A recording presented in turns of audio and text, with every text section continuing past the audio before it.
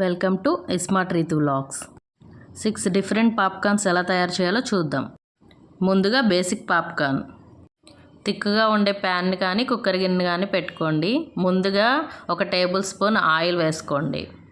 Oil heat అయిన తర్వాత 50 grams corn seeds add చేసుకోండి. తరువాత 1/2 table spoon salt, 1/2 table spoon పసుపు యాడ్ చేసుకోండి. ఇదంతా స్టవ్ మీడియం ఫ్లేమ్లో పెట్టి చేసుకోండి. మినిట్స్ కలిపిన తర్వాత ఇలా పాప్స్ అయితే అవుతాయి. పాప్స్ అయ్యేటప్పుడు లిడ్ క్లోజ్ చేసుకోండి. లిడ్ క్లోజ్ చేసిన తర్వాత మంటని సిమ్లోనే పెట్టుకోండి. సిమ్లో పెట్టకపోతే మాడిపోతాయి.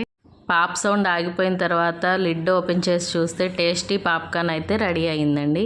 వీటిని ఒక బౌల్లోకి తీసి పక్కన పెట్టుకోండి. వీటితోనే మనం 3 వెరైటీస్ ఆఫ్ పాప్కార్న్ అయితే చేస్తాము. Next flavour masala popcorn. Masala popcorn తయారు చేసుకోవడానికి ముందుగా ఒక బౌల్ తీసుకొని కరిగించిన నెయ్యిని కానీ ఆయిల్ని కానీ 1/2 టేబుల్ స్పూన్ యాడ్ చేయండి. తర్వాత 1/2 టేబుల్ స్పూన్ సాల్ట్ యాడ్ చేయండి. తర్వాత 1/2 table spoon garam masala add చేయండి. తర్వాత 1/2 టేబుల్ స్పూన్ కారం యాడ్ చేయండి. మీకు ఇష్టం ఉంటే కారం ప్లేస్లో మిరియాల పౌడర్ అయినా యాడ్ చేయవచ్చు. ఇదంతా కూడా మంచిగా కలుపుకోండి. అంతా కలిసేలా మిక్స్ చేసుకున్న తర్వాత 1 కప్పు పాప్కార్న్ అయితే యాడ్ చేసుకోండి. మనం ముందుగా తయారు చేసి పెట్టుకున్న బేసిక్ పాప్కార్న్ని యాడ్ చేసి మిక్స్ చేసుకుంటే మసాలా పాప్కార్న్ అయితే రెడీ అయిపోతుంది. ఇప్పుడు నెక్స్ట్ టమాటా పాప్కార్న్ ఎలా చేసుకోవాలో చూద్దాం. ముందుగా ఒక ప్యాన్ తీసుకొని 1 టేబుల్ స్పూన్ ఆయిల్ యాడ్ చేయండి. తర్వాత 1 టేబుల్ స్పూన్ టమాటా కెచప్ అయితే యాడ్ చేయండి. ఇది మీకు మార్కెట్లో ఈజీగానే అవైలబుల్ ఉంటుంది. తర్వాత మనం ముందుగా చేసి పెట్టుకున్న బేసిక్ పాప్కార్న్ అయితే 1 కప్ యాడ్ చేసుకోండి. లో ఫ్లేమ్లోనే ఉంచి చేసుకోండి, లేదంటే మాడిపోతుంది. మంచిగా మిక్స్ చేసుకుంటే టమాటా పాప్కార్న్ అయితే రెడీ అయిపోయింది. మనం దీన్ని డిష్ అవుట్ చేసేసుకుందాం. పిల్లలు ఈ టమాటా పాప్కార్న్ అయితే ఎంతో ఇష్టంగా తింటారు. నెక్స్ట్ మనం బటర్ పాప్కార్న్ తయారు చేసుకుందాం. ఇది సేమ్ మనం ముందుగా బేసిక్ పాప్కార్న్ ఎలా చేసామో అలాగేనండి. కాకపోతే మనం దానిలో ఆయిల్ యాడ్ చేసాం, దీనికైతే బటర్ యాడ్ చేస్తున్నాం. 1 టేబుల్ స్పూన్ బటర్ యాడ్ చేసి 50 గ్రామ్స్ కార్న్ సీడ్స్ అయితే యాడ్ చేసుకోవాలి.